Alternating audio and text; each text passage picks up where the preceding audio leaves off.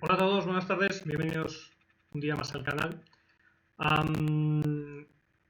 En los últimos días hemos estado hablando sobre la elaboración de mi ensayo Los estafadores de la línea recta, y en la última semana llegamos a un punto culminante que es la clave del mismo, porque en mi ensayo yo no quiero solamente dar información, dar una opinión o proponer una alternativa teórica. Tengo perfectísimamente claro que es necesario proponer alternativas a lo que está ocurriendo hoy en el mundo. Y bueno, que luego, obviamente, hay que llegar hasta la gente para que tengan acceso a esas alternativas y puedan elegir, pero como mínimo, o al menos lo que yo puedo hacer, es proponer esas alternativas. Y en concreto, lo que os decía el último día, y lo que os voy a repetir hoy, es que superéis la visión, si queréis, si os parece razonable lo que propongo, si os parece que es más acorde con la realidad, os propongo que dejéis de hablar en términos de izquierda y derecha, que dejéis de pensar en términos de izquierda y derecha, que aceptéis, que os fijéis primero y que aceptéis después que la sociedad no está dividida en dos bandos irreconciliables, izquierda y derecha, que son completamente incompatibles y unos son los buenos y los otros son los malos y estás conmigo o estás contra mí, eh, que son incapaces no ya de coordinarse o de ponerse de acuerdo para llevar adelante políticas o para gobernar el país, sino siquiera para convivir. O sea, que estamos condenados a no entendernos y a enfrentarnos continuamente. Lo que yo digo es que la sociedad no es una línea recta, que no hay solo una dimensión, de unos a la izquierda y otros a la derecha, con Ángel Gabilondo en el centro, haciendo gestos, en fin. Y un centro centrado, eh, sino que hay tres grupos ideológicos. En España en concreto y en Occidente en general hay tres grandes grupos ideológicos que son conservadores, socialistas y liberales, conservadores, socialistas, bueno, conservadores, liberales y socialistas, que no están en línea, ninguno de ellos es el centro, y más o menos equidistan, los unos de los otros. Es decir, digamos que están en una disposición más o menos triangular: liberales, socialistas y conservadores. Por lo tanto, no hay ninguna izquierda y derecha. Además, esto es así, os comentaba, esto es así desde finales del siglo XIX. Desde que los socialistas se escindieron políticamente del tronco común liberal. Hasta entonces, como ya os dije, los socialistas eran liberales, y de hecho los socialistas, que eran los más extremistas, los más ultras, los más radicales de los liberales, pues los socialistas eran los ultraliberales, hasta que se escindieron y crearon su propio grupo, sus propios grupos políticos, su propia representación política, sus propios partidos. Desde que eso surgió, ya no tiene sentido hablar de izquierda y derecha en Occidente, y en España tampoco. Son tres grupos. No estamos divididos en dos facciones enemigas e irreconciliables.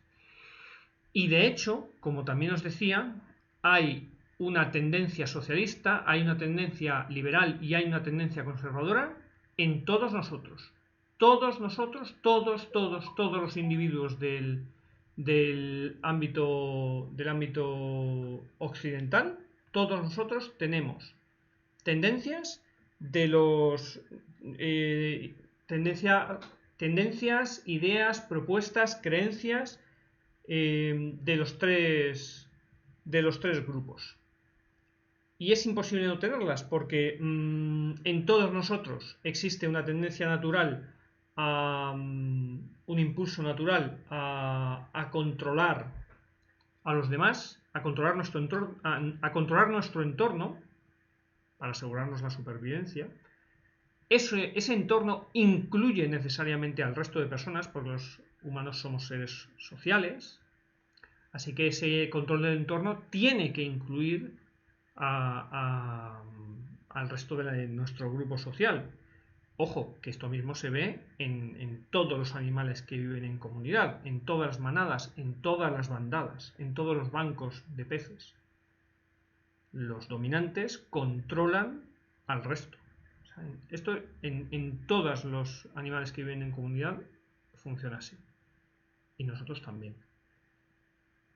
Así que en todos nosotros hay una tendencia socialista, que es la tendencia a controlar a los demás, a imponerles nuestra forma de ver las cosas y nuestra voluntad. Pero en todos nosotros hay una tendencia también liberal, a buscar la libertad, a buscar la manera de hacer las cosas por uno mismo. Normalmente en la juventud también hay un impulso a hacer una aportación personal, ese cambiar el mundo, hacer una aportación personal significativa al mundo. Y lo de significativa es muy significativo. O sea, cuando quiere decir significativa es que tiene un gran sentido. Esa aportación significativa que cuando somos jóvenes necesitamos dar al mundo, lo hacemos en gran medida porque así damos sentido a nuestras vidas. Así que eso está en todos nosotros también. Y por último, como decía el historiador, espía, profesor universitario, escritor y bla bla bla, Robert Conquest, el británico Robert Conquest, en sus leyes de la política, su primera ley de la política decía que todos somos conservadores en aquellos temas que conocemos. Yo lo retocaría un poco y diría todos somos conservadores en los temas que conocemos o que nos tocan muy de cerca. Es decir, en todos nosotros hay las tres tendencias. Las tres. Otra cosa es cómo sea el juego político de nuestro país en un determinado momento, pero en todos nosotros existen las tres tendencias ideológicas. Entonces, tanto porque la convivencia es necesaria, porque si no estamos todo el día a la gresca, y porque si no acabamos en guerras y genocidios, como porque estamos condenados a entendernos, los humanos, estamos condenados a entendernos. Y se puede hacer porque en todos nosotros hay tendencias de los tres grupos ideológicos. Lo que ocurre es que hay uno de los grupos, sobre todo, uno de los grupos que es el socialista, cuya tendencia es controlar a los demás, que siempre va a intentar, siempre va a intentar tomar el control total de la sociedad, porque está en su naturaleza, porque su impulso es el control del entorno. Entonces siempre van a intentarlo. ¿Qué hacemos qué hacemos los individuos, qué hacemos las personas y qué hacemos las sociedades por extensión? Cuando descubrimos que tenemos impulsos, que tenemos deseos, que tenemos tendencias a abusar de otras personas por el motivo que sea. Ponemos cortapisas, ponemos salvaguardas, ponemos normas sociales, ponemos leyes de control social para evitar que ocurran barbaridades, básicamente. Si ni siquiera somos conscientes, porque la mayor parte de la sociedad ni siquiera es consciente de que la sociedad no está dividida en izquierda y derecha, que somos tres grupos ideológicos, que en todos nosotros hay de los tres grupos, mucho menos van a ser conscientes, no son conscientes, aunque están empezando a abrir los ojos, yo creo, no son conscientes de que el socialismo siempre va a intentar, los socialistas siempre van a intentar tomar el control total de la sociedad. Cuando la gente se da cuenta así a priori, la primera reacción es, bueno, pues habrá que prohibir el socialismo, que va a ser el título de mi siguiente ensayo, prohibir el socialismo. Pero como dice el subtítulo de este mismo ensayo, prohibir el socialismo, pero no se puede. No se puede porque está en todos nosotros. Es como prohibir el mal o prohibir el egoísmo o prohibir la estupidez humana. todos hacemos idioteces alguna vez, todos nos comportamos como estúpidos alguna vez, todos ejercemos en algún momento un control abusivo de los demás, les exigimos cosas que luego nos damos cuenta de que no son justas o de que no debimos hacerlo, que quizá todos nos comportamos de una manera socialista en algún momento. ¿Dónde ponemos los límites? Bueno, hay que poner, o sea, no podemos prohibir el socialismo porque no tiene primero porque no tiene ningún sentido y segundo porque no va a tener ningún resultado, o sea, no es ni ético ni práctico. Pero alguna cortapisa hay que poner, alguna cortapisa habrá que poner para que los partidos políticos socialistas no vuelvan por sus tendencias naturales, por lo que es natural en ellos, que es intentar implantar un régimen totalitario con ellos al mando. Los partidos socialistas siempre van a tender al totalitarismo. Todo socialismo es totalitario, todos ellos van a intentar conseguir el control total de la sociedad. Como se puede ver, por ejemplo, en las noticias de los últimos días, en las que el primer ministro de Canadá, Trudeau, ha propuesto una ley que básicamente impide la libertad de expresión. Si dices algo que no corresponde con lo que el gobierno cree que debes, con lo que el gobierno cree que debes decir, con cómo dice el gobierno que debes pensar y expresarte, te pueden meter en la cárcel. Así de sencillo. O sea, es totalitarismo puro y duro. O sea, es una vuelta a los regímenes soviéticos de la Guerra Fría, en las que, o sea, no podías, o sea, todo está controlado por el Estado lo decide todo por ti, no necesitas pensar, ya lo hacemos nosotros por ti, no necesitas ese dinero de tu trabajo, ya te lo gestionamos nosotros. ¿En dónde está mejor tu dinero que en las manos de los políticos? Que en las manos del Estado que controlamos los políticos socialistas, preguntaba Pedro Sánchez no hace tanto tiempo.